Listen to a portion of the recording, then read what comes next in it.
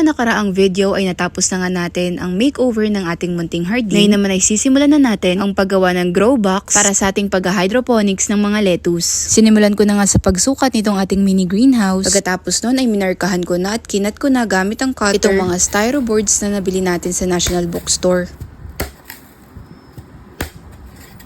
Wala ngang nasayang dahil yung mga pinagputulan ay ginamit ko rin para sa sides ng box. Gumamit lang din ako ng glue sticks at glue gun para idikit ang mga ito. Eto nga't sinigurado ko rin na wala itong magiging leak. At sa size nga na nagawa nating grow box ay saktong-sakto lang ang 12 holes. Dahil dito ay hindi sila magagawa ng nutrients at airflow.